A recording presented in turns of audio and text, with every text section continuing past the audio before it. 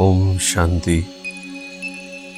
सभी बाबा के बच्चों ने 14 अप्रैल की साकार वाणी सबने सुनी, और अगर इस वाणी को हम ध्यान से अध्ययन करें तो बाबा ने इस वाणी में सब कुछ बता दिया है।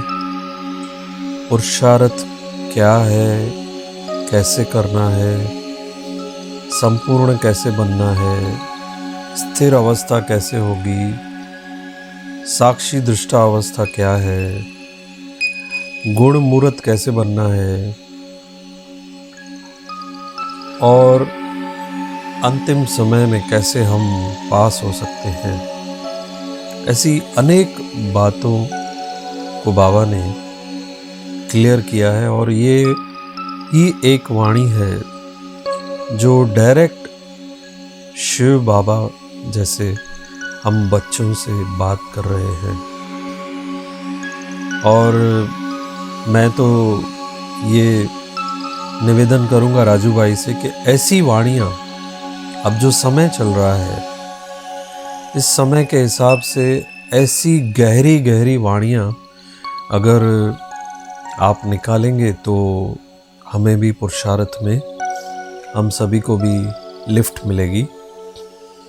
तो इस वाणी की जो मुख्य अहम जो भी बातें हैं उस पर हम चर्चा करेंगे, लेकिन एक सीरीज़ में करेंगे क्योंकि नहीं तो बहुत बड़ा लंबा वीडियो हो जाएगा।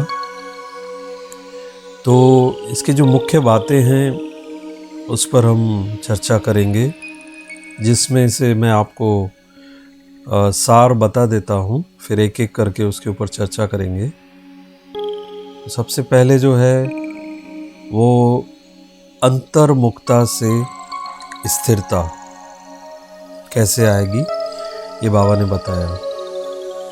मन को मंदिर कैसे बनाना है, ये बाबा ने इसमें स्पष्ट किया। संपूर्ण स्वाहा का अर्थ क्या है, जिसमें बाबा ने तन मन धन संपूर्ण स्वाहा करने से क्या लाभ मिलता है, ये स्पष्ट किया है। संपूर्ण पवित्र एक छोटे बच्चे के समान हमारी अवस्था कैसे हो, इस पर भी बाबा ने चर्चा की। ड्रामा का बहुत ही गहरी बात ड्रामा की बाबा ने इस वाणी में बताई है कि ड्रामा कैसे हर पार्टधारी से उसका पार्ट एक्यूरेट भजवाता है। ये एक नई बात है जिस पर भी हम अध्ययन करेंगे। वेट एंड सी अभ्यास क्या है, वेट एंड सी, उस अभ्यास से कैसे संपूर्णता आएगी हमारी स्थिति में, कैसे हमारी संपूर्ण स्थिति बनेगी इस अभ्यास से, इस पर चर्चा करेंगे। ज्ञान अध्ययन से डीप साइलेंस की अवस्था, ये भी बहुत गहरी पॉइंट है। ज्ञान अध्ययन से कैसे हम अवस्था तक, साइलेंस की अवस्था तक पहुंच सकते हैं, उसका अनुभव कर सकते हैं, इस पर भी हम चर्चा करेंगे। तो शुरू करते हैं। सर्वप्रथम अंतर्मुखता से स्थिरता कैसे आएगी। तो इस वाणी में बाबा ने जो महावाक्य उच्चारण किए हैं, ओम शांति, हर एक पुरुषार्थी बच्चे को पहले अंतर्मुख अवस्था अवश्य धारण करनी है। देखिए एक एक पॉइंट को बाबा कैसे समझा रहे हैं, ध्यान से सुनेंगे। अंतर्मुख अवस्था पुरुषार्थी बच्चे को अवश्य धारण करनी है, यानी जिनको पुरुषार्थ नहीं करना है उनकी तो बात नहीं है, लेकिन जिनको आगे बढ़ना है, जिनको पुरुषार्थ में नंबर आगे लेना है तो अंतर्मुक्ता आवश्यक है। अंतर्मुक्ता में बड़ा ही कल्याण समाया हुआ है।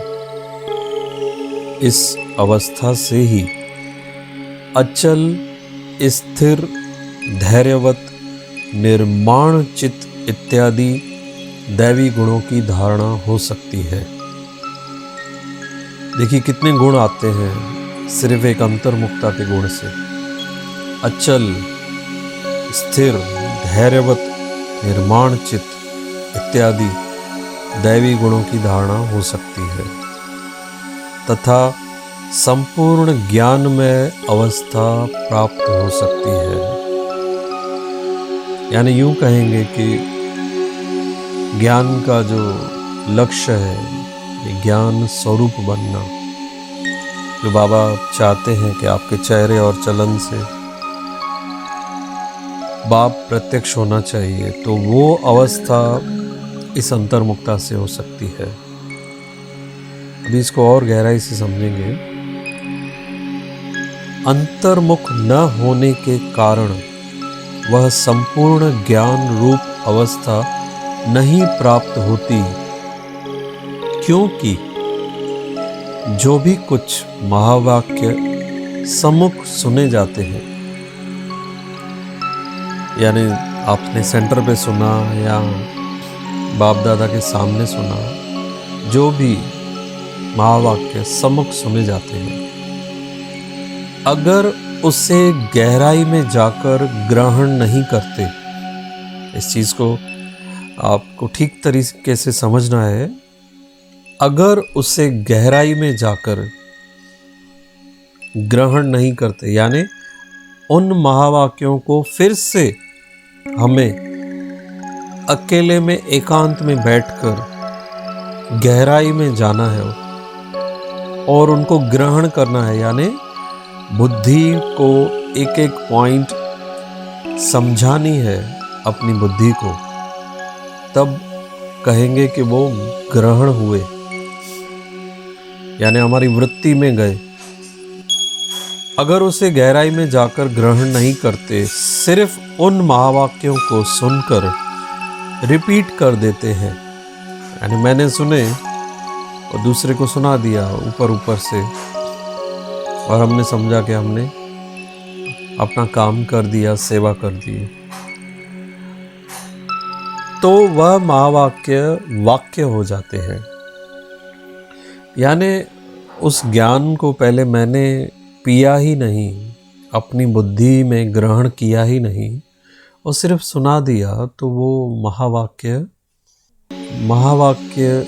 ना रह के वाक्य हो जाएंगे। उनमें उतनी पावर, शक्ति नहीं होगी। जो ज्ञान रूप अवस्था में रहकर महावाक्य नहीं सुने जाते, उन महावाक्यों पर माया का परछाया पड़ जाता है। ज्ञान रूप अवस्था में मतलब एकदम अंतर्मुखी एकांत में बैठकर उन महावाक्यों पर आपने विचार सागर मंथन नहीं किया, उसको फिर से दोहराया नहीं, तो उन महावाक्यों पर माया का परछाया पड़ जाता है। इसको भी हम गहराई से समझेंगे। माया का परछाया मतलब, क्योंकि हमारी आत्मा कलयुग के अंतिम समय में दूषित वातावरण में, चारों तरफ दूषित वातावरण है, वाइब्रेशन खराब है, तो अगर हमने बाबा के महावाक्यों को अच्छी तरह से मनन करके उसको बुद्धि में धारण नहीं किया, तो क्या होगा कि जो बाहर के वाइब्रेशन है वे हमारी बुद्धि पर प्रभाव डालेंगे और उनका प्रभाव बढ़ जाएगा और जो ज्ञान है बाबा के, जो महावाक्य है, उसका प्रभाव कम हो जाएगा। तो इसीलिए बाबा ने कहा कि माया का परछाया पड़ जाता है।